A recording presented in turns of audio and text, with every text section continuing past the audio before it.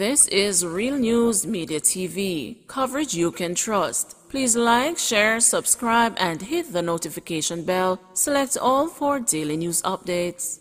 Good morning, my Real News Media TV family. Thank you so much for tuning in this morning, and I'm wishing for everyone a wonderful and a productive day. And in the news this morning for October 16, 2023, Portmore man drowns at a Blue Lagoon in Portland. A Portmore St. Catherine man yesterday drowned while swimming at the popular Blue Lagoon in Portland. The police report that he was among a group that journeyed to Portland from the municipality. According to the police, the man reportedly failed to adhere to safety rules and regulations, including the wearing of a life jacket, among other things, before entering the water. The police said that the man jumped into the water and reportedly got into difficulty and became submerged. He was later pulled from the water and was pronounced dead. Meanwhile, Culture and Entertainment Minister Olivia Granger reacted to the news, calling the death regrettable. This unfortunate occurrence amplifies the need for all users of the facility to comply with the regulations, which are primarily for their own safety. I extend my sympathy to the family, relatives, and friends of the young man. Portmore farmer charged for chopping man in Portland. A Waterford Portmore St. Catherine farmer is to face the Portland Parish Court on Tuesday for chopping a man. 32-year-old Sean Labon is charged with wounding with intent. The incident happened on the night of Saturday, October 7, in Long Bay, Portland. The police report that about 10:20 p.m., a man was at his place of employment when Labon attacked him and inflicted several chop wounds to his body. The man was rescued and rushed to hospital, where he is being treated. The matter was later reported to the police, and Labon was arrested and taken into custody. He was charged on Thursday, October 12. More Haitian refugees land in Jamaica. Another group of Haitian refugees, numbering about 30, arrived at Long Bay, Portland on Sunday afternoon. A Jamaican man who was at the scene said the Haitians, who were aboard a very small boat, started changing their clothes after coming ashore and then ran off in different directions. The authorities have so far been able to round up about 20 of them, the news was told. The authorities suspect that some of them were among the group of refugees that landed here in September and were sent back. In July, 37 Haitians landed on Boston Beach in Portland. They have since applied for asylum in Jamaica.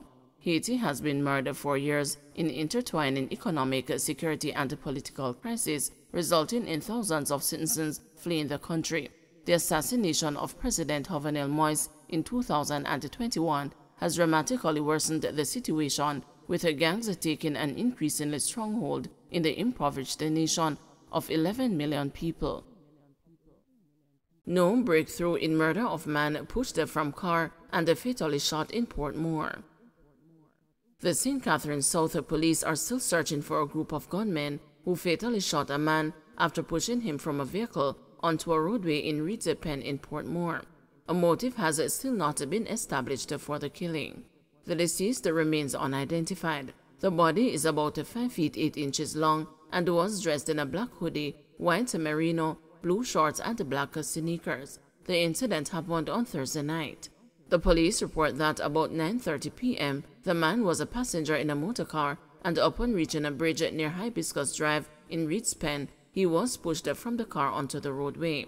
Another vehicle reportedly drove up, and the occupants alighted and fired several shots, hitting the man several times. The police were summoned to the scene. Upon arrival, the man was found on the side of the road with what appeared to be gunshot wounds to the head and upper body. He was taken to the Spanish Town Hospital, where he was pronounced dead. Elderly mother pleads for help to find a missing 48-year-old mentally ill son. An elderly Jamaican mother residing overseas is frantic with worry over the whereabouts of her only son, 48-year-old Mark Finn, who has been missing from his St. Catherine community since August 22 this year. I keep calling his phone and WhatsApp, but it keeps ringing and going to voicemail. I leave messages, but nobody calls me back. I call every day. So much things going on in Jamaica, it's scary, the anguished mother told the news on Sunday. Her angst is multiplied by the fact that Finn, who resided at Lot 415 in closer proximity to the Greater Portmore Police Station, Brayton Parkway, suffers from a mental condition for which he is being treated. The woman said she is at her wit's end and fears that her only child has been murdered since he has not returned to the home he shares with a stepmother and a sibling since then. He suffers from a very bad depression, but when he gets his meds, you can't even know. Oh God, help me, my only child, my only baby, the only one God blessed me with. I can't afford to lose him, the anguished mother stated. The woman, who said she has tried on several occasions to get the police to assist her search, told the news that no one cares to help her. The 66-year-old mother said she last spoke to her son a few days before she was told by the relatives he lived with that he had disappeared. Before he disappeared, he called me and I missed the call because my phone was on vibrate. I called him back and left a message and said, "Mark, call me back." But he didn't call me back. He didn't call me back, she said forlornly. The mother, who said she tried to ascertain from those relatives how he was dressed before he left in order to supply information to the authorities, said their account was less than helpful. She also said she was not told about her son's absence until 3 days after he was missing. They said he was at the house and he was leaving, going through the gate, and the stepmom asked him about the light bill, and he left and did not come back. They said he had a black bag on his back, but they cannot remember what he was wearing, the elderly mother said worriedly. She said Finn, who does not work because of his condition, has only disappeared once before, but had been returned home by cops. About 3 years ago he was missing, and the cops they picked him up in Ocherius. They said they saw him walking and wandering around. They kept him until his dad go and get him. He wasn't making any trouble, she shared. The mother, who said she has attempted to file for her son so he could live with her overseas, said he was turned down after the interview because of a prison record which she says has been expunged. I filed for my son, and when he went to the embassy for his interview, they turned him down for something he did not do. He was accused of breaking glass at the game shop when he was younger. I had his record expunged and they still turned him down twice. I see people kill people and come up here. My son don't kill nobody. They said he broke a glass he didn't break. And I had his record expunged, and they turned him down, she told the news.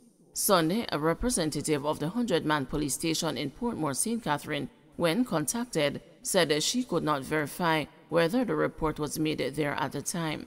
The individual, after conducting an almost hour-long search, told the news that no record of a report pertaining to Finn's disappearance had been found. She said if the report had been made, it would have been logged and easily tracked. Sunday, a family friend of Finn's mother, who told the news that she had known the missing man from he was a baby, said she harbors some hope that he will be found. To my belief, I don't feel like him passed or anything. Me feel like him still alive, but knowing where he is, it feel hurtful. Honestly, because I have kids too, and because I know him from he was a baby, and he was not somebody who gives trouble, it really hurts. He doesn't really wander. He goes out like to church. The doctor said he's not a mad person. He has manners and he will stand up and talk to you, and he will listen, she told the news. Describing Finn further, she said, he is a peaceful person. He doesn't really talk, and he doesn't give problem. He has a little mental issue, so I was the one who went with him to the doctor, along with his uncle on one occasion.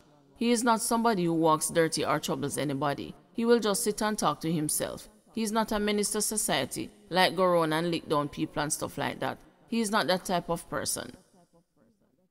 Don't forget to like, share, subscribe, and hit the notification bell. Select all for daily news updates.